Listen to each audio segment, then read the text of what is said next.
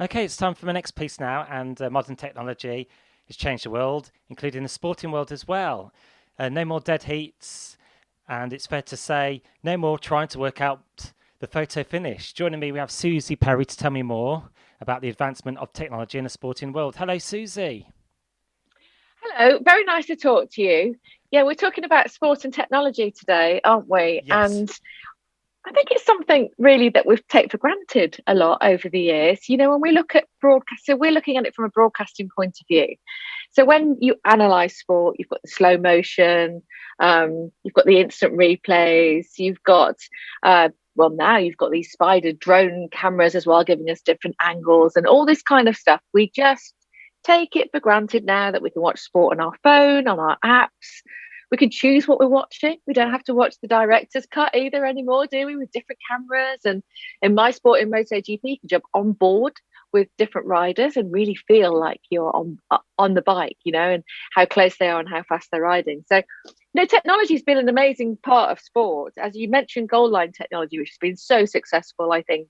Hawkeye, if you're a big tennis fan, Yeah. that's been a real hit. That's been really good. Photo finish technology, if you're into racing, all that stuff is trusted. It works. We love it. And apparently, 1 in 3 people think that technology has made sport a fairer place, which I say, yes, that's brilliant. That's all good. And I just wanted to touch on some of the sports there, which have kind of changed for the better, um, like horse racing. You get a lot of photo finishes in horse racing as well. Yeah, you do. We get it in MotoGP as well, and that line technology, it works. And I think that the thing about it is it's trusted, isn't it? We've used it for years, and it works. Everybody agrees with it. You might not feel like it when you're actually on the horse, but when you see it back, it's right. The big fly in the ointment, I think, has been VAR, because if we look at the other flip side, it hasn't got many fans, and it's been declared the worst tech innovation um, in recent years by football fans. I understand it. I understand the injustice. I think if I play devil's advocate, the technology that's involved is probably reasonably sound, but the way it's interpreted it is different.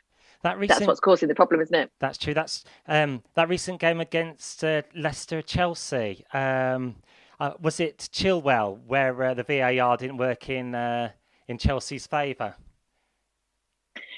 You could pick so many games. I mean, I was watching the Wolves game last night. I'm like, it's a handball all day long. It's a handball. How could VAR didn't pick that up? And we've all been there, haven't we? We were like, he's not offside. He is offside. He's 1 millimeter offside. And an amazing goal's been scored. You've celebrated. You've stopped. VAR's come in and it's gone away. And it kills the sport. It kills football. It stops the flow. I think they have technology in rugby that's very transparent. And rugby is a game that does stop start. And I think because people trust it, it works. Whereas with VAR, the human interpretation of the technology isn't working and it doesn't feel transparent. And that's why football fans don't like it, I think. And on the whole, sporting technology in general, would you say there's more pros than cons to it?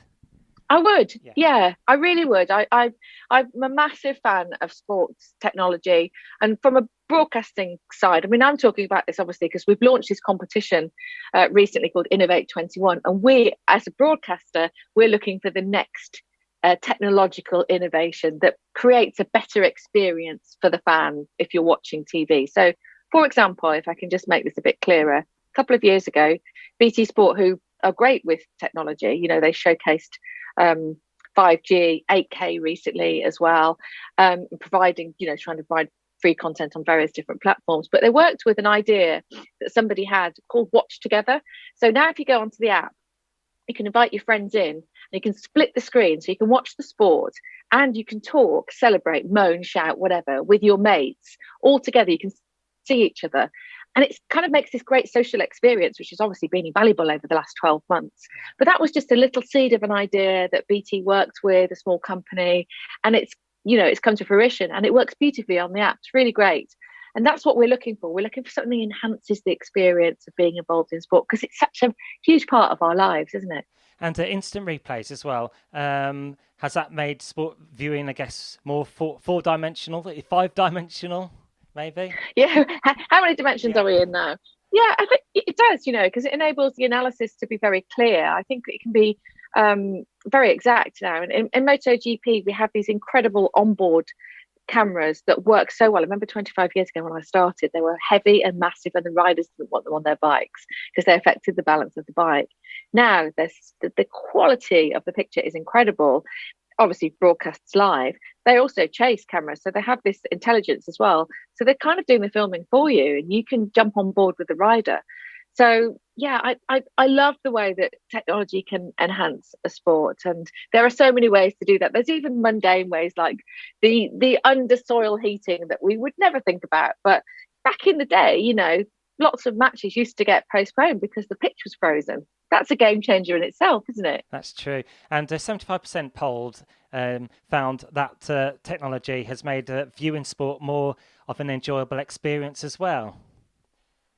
Yeah, and I think that's none more so than actually when you're out on the go, because we can't always have the appointment to view and sit in front of a television screen anymore like we used to. We're now able, thank goodness, to be able to be out and about. We can watch in really good quality on our phones and bring our friends in and watch with our friends as well and choose what we're watching. So, yeah, I think it enhances sport, which is such a great part of our social interaction. And I know you mentioned the social, joining in with your family and friends on your phones, your PC, and nostalgia as well, teletext as well, the good old days when you went on 300 on the remote control to find out what the results were on the CFAX, whether football and snooker. Now you can have it at the palm of your hand, can't you?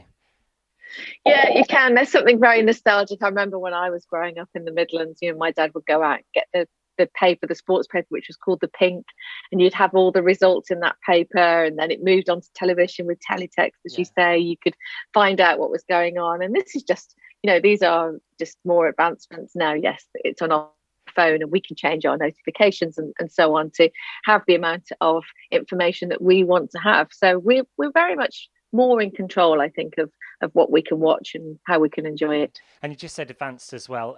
Technology is keeping evolving, and it's going to get more advanced as well as time goes on, I guess. Yeah, it marches on. We can't stop that. I'm not a fan of stopping it anyway. I'm a fan of embracing it and looking at our sports and saying what would make it better, what would make the experience better, whether it's different graphics, whether it's AI, AR. How can we use that to make the sport better, not just as a gimmick, not just because it's there, but how does it just make our enjoyment of the sport more? I don't think there's anything missing personally. I feel like also you can have too much on a screen, you can have too many graphics, things popping up when you're like, I don't know where to look. So it all has to be kind of stiffed down to a point where we feel very comfortable watching, and there's a sense of community and a sense of sharing as well. And would you say finally modern technology in the sporting world makes it more faster, fun and fairer for everyone? Yeah, well, you want sport to be fair, don't you? I mean, I think there's always a slight injustice in football, which maybe keeps us coming back for more as well. I'm a Wolves fan, so I feel like a big sense of injustice over the years. But yeah, it's all part of sport. But of course, you want it to be fair. If people are dedicating their lives to playing sport, we're dedicating our lives to watching it. You don't want to come away and feel as though it's not been right. You generally want it to be as right as it can be, as fair as it can be. And when there's human interaction, there's always going to be that element of jeopardy, as we see with VAR, as we talked about earlier. So let's see what happens. But personally, I'm working with Robbie Savage and Brian O'Driscoll on this competition, and we're all very excited to see what ideas people can come up with to enhance the broadcasting experience, whether it's from where we're broadcasting from, so it involves our analysis of sport, to you watching TV. What is it that could be the next big thing? Well, thanks very much. That was talking about technology in a modern day world, and I'm sure my listeners will have learnt so much more from this interview in itself. SUZI Perry. Well, I hope so. I hope I can learn something from them too. And if they do have an idea, they can go to bt.com/innovate21 and have a look at everything there and get in touch. But thank you. It's been lovely to chat with you. And yourself. All the best. And best of luck with the rest of the season for Wolves. Cheers.